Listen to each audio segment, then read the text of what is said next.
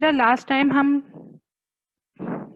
Discuss कर रहे थे test of significance of parameter estimates, यानी हमें चेक करना था कि जो हमने वेरिएबल लिए हैं और वेरिएबल के साथ जो हमने कोफिशिएंट लगाए, पैरामीटर्स लगाए बी नॉट और बी वन, क्या वो हमारे पास वैलिड हैं, क्या उनकी जो वैल्यूज आ रही हैं वो हमारी इक्वेशन में फिट हो रही हैं। तो ये क्वेश्चंस हमारे थे, तो उसको चेक करने के लिए हम टेस्ट करते हैं। उस टेस्ट में क्या होता है, हम वेरिएंस फाइंड आउट करते हैं पैरामीटर्स के। हमने वेरिएंस निकालना होता है बी नॉट का और वेरिएंस निकालना होता है बी वन का। वेरिएंस के जो फॉर्मूलाज आपके पास अवेलेबल हैं वो हैं variance of B naught cap is equal to sigma U square multiply by submission of X I whole square divide by N multiply by submission X I square. तो यहाँ पे ये इक्वेशन आपके पास variance find out करने की है B naught cap की, और सेकेंड इक्वेशन जो है variance of B one cap is equal to sigma square multiply by 1 upon submission X I square. यहाँ देखें आप लोगों के ये जो दो फॉर्मूलाज हैं ये यूज हो रहे हैं वेरिएंस फाइंड आउट करने के लिए। Variance of B naught cap is equal to sigma mu whole square submission X I square divide by N multiply by submission small X I square.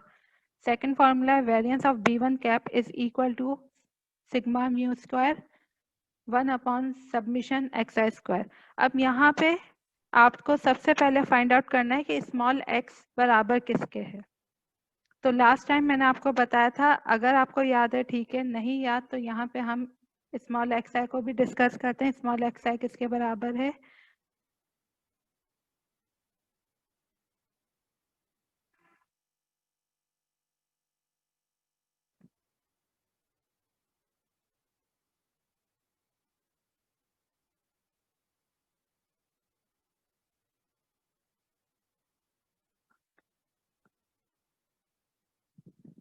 Small x की value है capital x minus mean of x.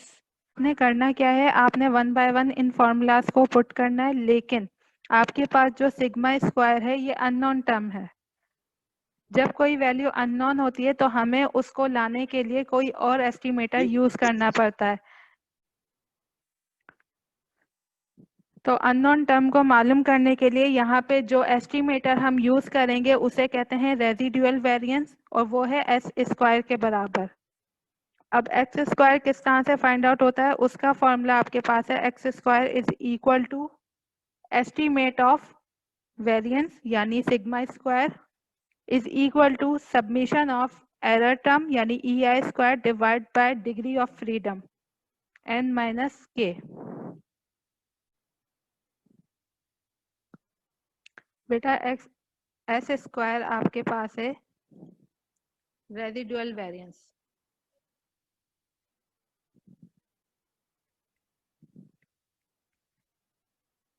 और ये use क्यों होता है, it is use to estimate variance.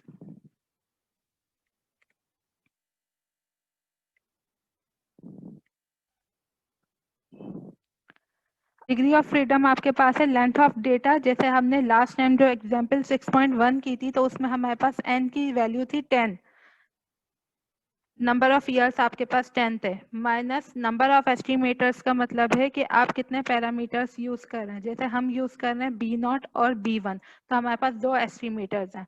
तो यहाँ पे इस केस में degree of freedom D F आपके पास बराबर हो जाएगा 8 के। तो एस स्क्वायर आपने समझ लिया, एस स्क्वायर क्या है, उसका फॉर्मूला क्या है, डिग्री ऑफ फ्रीडम क्या है, उसका फॉर्मूला क्या है।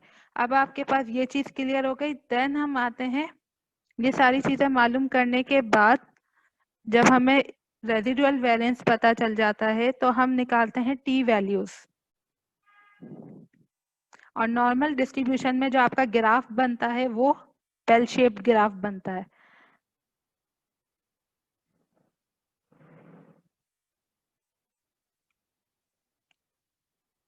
जो इसको रिपीट कर दें आप, ये ना ये यहाँ पे जो ना उसको यूज करते हैं एच स्क्वायर को, टी स्क्वायर की वैल्यूज एच स्क्वायर की एक्स स्क्वायर, बेटा एक्स स्क्वायर वहाँ यूज होता है जहाँ हम सिग्निफिकेंस कर रहे हो पैरामीटर की, क्योंकि मैंने आपको लास्ट टाइम जो फॉर्मूला बताया है वेरिएंस का, वेरिएंस में हमारे पास जो सिग्मा वाली टर्म है वो मिसिंग होती है, अननोन होती है। तो अगर हमारे पास वो अननोन है तो हम Yes, वेरिएंस किस तरह से फाइंड आउट करें, तो हम जाते हैं एस्टिमेटेड वेरिएंस पे, और एस्टिमेटेड वेरिएंस मालूम करने के लिए आपने एक्स स्क्वायर को मालूम करना है।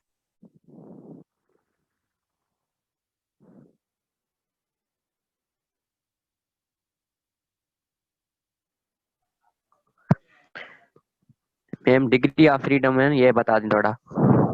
डिग्री ऑफ फ्रीडम कहते हैं कि आपके पास डेटा में जितना डेटा दिया हुआ है, जैसे हमारे पास जो 6.1 है उसमें 10 इयर्स डेटा है, तो n की वैल्यू हो गई लेंथ ऑफ डेटा, यानी कितनी वैल्यूज आपको x और y की दी गई हैं, हमने वहां पे लिया 10। नंबर ऑफ एस्टिमेटर्स का मतलब होता है कि कितने पैरामीटर्स आप यूज कर रहे हैं, जैसे हम यूज कर रहे हैं इक्वेशन में b0 और b1, तो हमारे पास कितने एस्टिमेटर्स हैं, 2 एस्टिमेटर्स हैं। तो अगर हम लेंथ ऑफ डेटा यानी 10 में से 2 एस्टिमेटर माइनस करेंगे तो हमारे पास डिग्री ऑफ फ्रीडम आएगा 8। बढ़ते हैं नॉर्मल डिस्ट्रीब्यूशन पे। नॉर्मल डिस्ट्रीब्यूशन जब भी हमारे पास मौजूद होती है तो हम मालूम करते हैं टी वैल्यूज। अब टी वैल्यूज भी एक टेस्ट है सिग्निफिकेंस मालूम करने का। अब टी वैल्यूज मालूम किस तरह से की जाती हैं, आपके पास फॉर्मूला है, नोट डाउन कर लें। टी नॉट यानी अगर आप फर्स्ट एस्टिमेटर को टेस्ट कर रहे हो तो टी नॉट की वैल्यू बराबर होगी बी नॉट एस्टिमेट यानी B naught cap minus B naught divided by S B naught cap. बेटा ये आपके पास फॉर्मूला है टी नॉट मालूम करने का। T naught is equal to B naught cap minus B naught divided by S B naught cap. अब जिस तरह से मैंने यहाँ पे टी नॉट का फॉर्मूला लिखा है उसी तरह से सेकंड फॉर्मूला जो होगा वो in terms of T one होगा। तो ये आपके पास टी वैल्यूज मालूम करने के फॉर्मूलाज हो गए कि टी नॉट की वैल्यू हम किस तरह से फाइंड आउट करेंगे और टी वन की वैल्यू किस तरह से हम फाइंड आउट करेंगे। अच्छा ये तो हो गया वैल्यू फाइंड आउट करने का तरीका। अब ये है वैल्यूज अगर आपको मिल जाएं तो आपको कैसे पता चलेगा कि हमारे पास जो वैल्यू आई है वो हमारे रिजल्ट्स को वैलिड कर रही है या नहीं। तो आपने क्या करना है, आपने यहाँ पे एक टेस्ट लगाना है जिसे हम कहते हैं टी टेस्ट। और टी टेस्ट का जो अपेंडिक्स है वो बुक के बिल्कुल एंड में आपके पास मौजूद है, डिग्री ऑफ फ्रीडम देखने का और लेवल ऑफ सिग्निफिकेंस देखने का। कंडीशन ये है T not and T one exceed by the value of t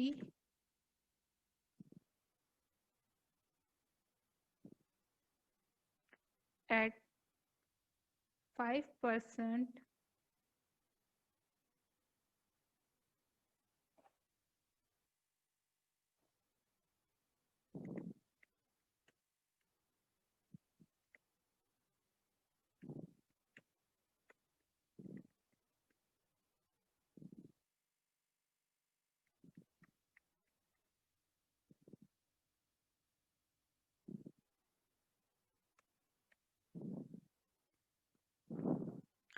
T not की वैल्यू जो भी आपके पास रिजल्ट में आएगी वो और टी वन की वैल्यू दोनों आपके पास बढ़नी चाहिए, ज़्यादा होनी चाहिए, ग्रेटर होनी चाहिए वैल्यू ऑफ टी की।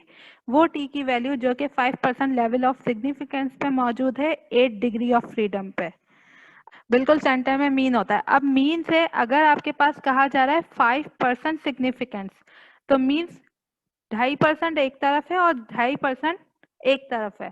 आपने कंप्लीटली 5% एक साइड पे काउंट नहीं करना। तो यहाँ पे आप जो टेबल में वैल्यूज चेक करते हो वो 0.05 पे चेक नहीं करते बल्कि 0.025 पे चेक करते हो, क्योंकि आप चेक कर रहे होते हैं अक्रॉस द मीन कि आपके पास जो वैल्यूज आई हैं वो कितनी सिग्निफिकेंट है।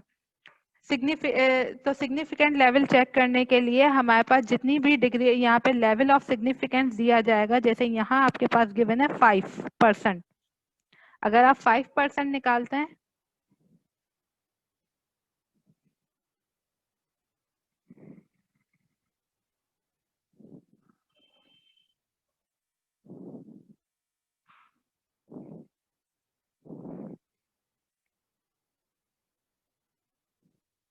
तो आपके पास 5/100 की वैल्यू आती है 0.05।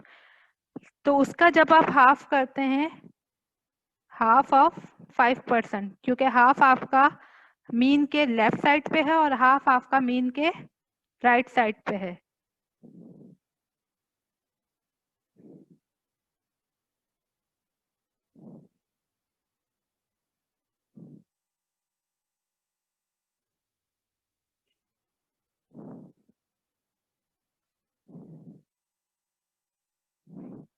तो आपके पास जो लेवल आता है वो आता है 0.025।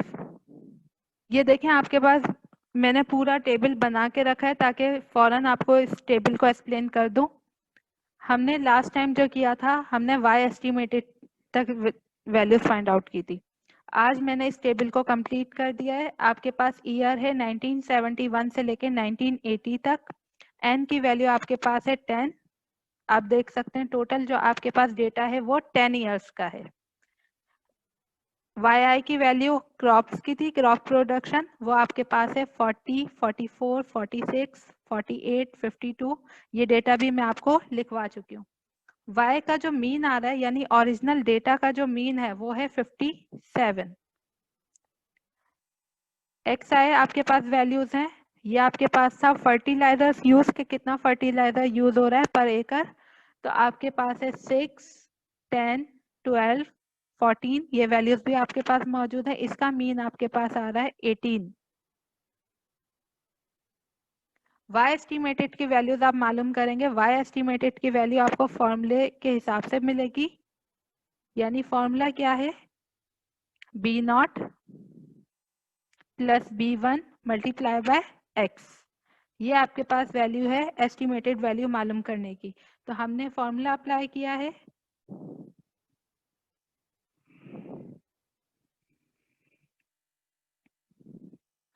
फिर उसके बाद हमने एरर टर्म मालूम करनी है।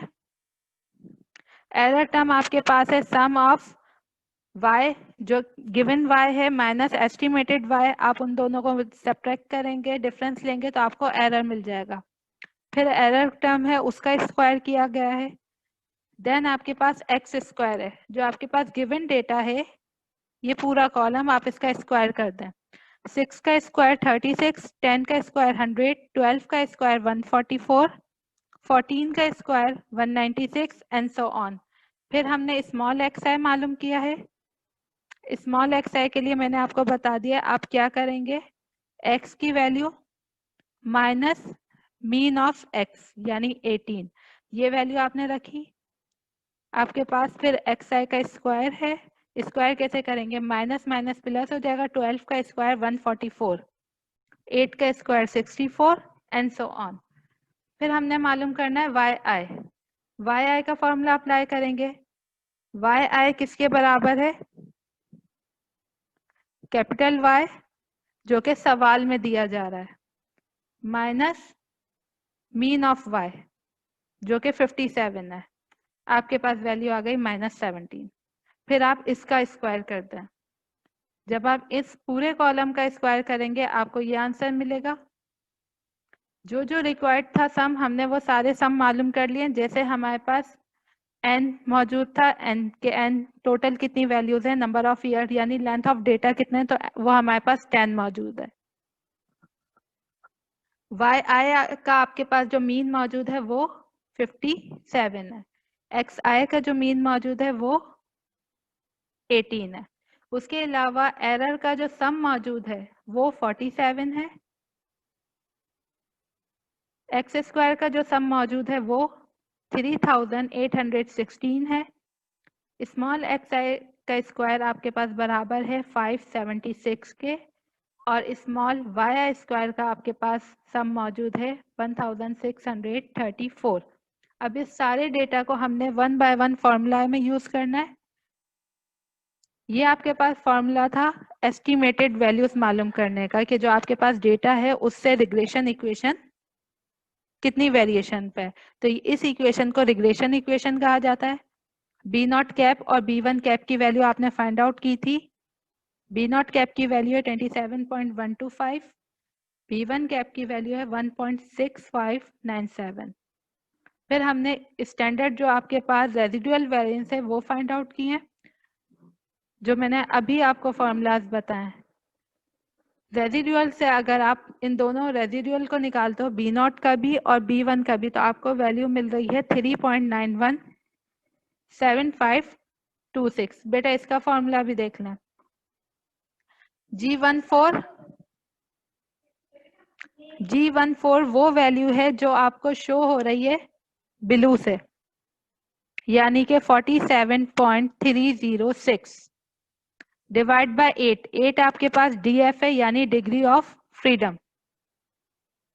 H14 की वैल्यू है sum of X square divide by 10। अब यहाँ पे 10 जो यूज हो रहा है वो यूज हो रहा है लेंथ ऑफ डेटा के लिए, यानी n के लिए, मल्टीप्लाई बाय J14 की वैल्यू है submission of small xi square. इन सारी वैल्यूज को कैलकुलेट करके हमें मिला है रेजिडुअल वेरिएंस किसका, बी नॉट का। फिर उसके बाद हमने सेकंड वैल्यू मालूम की है रेजिडुअल वेरिएंस ऑफ B1। इसके लिए हमने G14 लिया, यानी error term sum of error term square divide by degree of freedom multiply by 1 divide by J14, यानी सबमिशन ऑफ xi स्क्वायर। तो हमारे पास ये दोनों वैल्यूज फाइंड आउट हो गई। अब इन दोनों वैल्यूज का अगर आप रेडिकल ले लें तो आपको SB0 और SB1 मिल जाएगा। आपने एक्स स्क्वायर का स्क्वायर रूट लेना है। जब आप एस स्क्वायर का स्क्वायर रूट लेंगे तो आपके पास वैल्यू आएगी 1.979 0.101।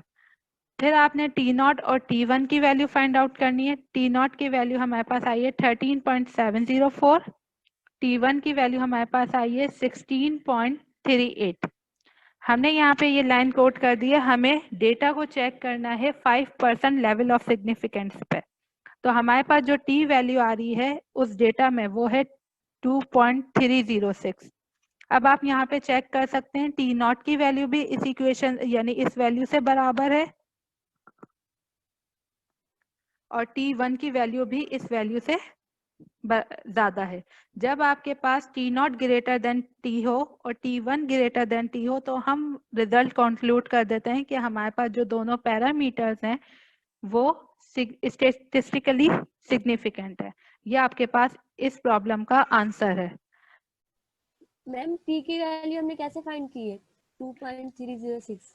बेटा मैंने आपको बताया अपेंडिक्स 5 आप चेक करें। अपेंडिक्स 5 में 8 डिग्री ऑफ फ्रीडम पे 0.025 पे आपकी ये वैल्यू अवेलेबल है। जैसे आप लॉग चेक करते थे, एंटी लॉग चेक करते थे, वैसे ही आपने अपेंडिक्स 5 चेक करना है। अच्छा अब जरा इस ग्राफ को देखें। इस ग्राफ में जो ऑरेंज लाइन शो हो रही है वो एस्टिमेटेड लाइन है और जो ब्लू लाइन शो हो रही है वो आपके पास ओरिजिनल डेटा है। आपने प्रॉब्लम करनी है 6.14 और 6.15। ये दो फॉर्मूलाज आपके वेरिएंस के थे। आप लोग नोट करना चाहें तो इसे नोट कर लें।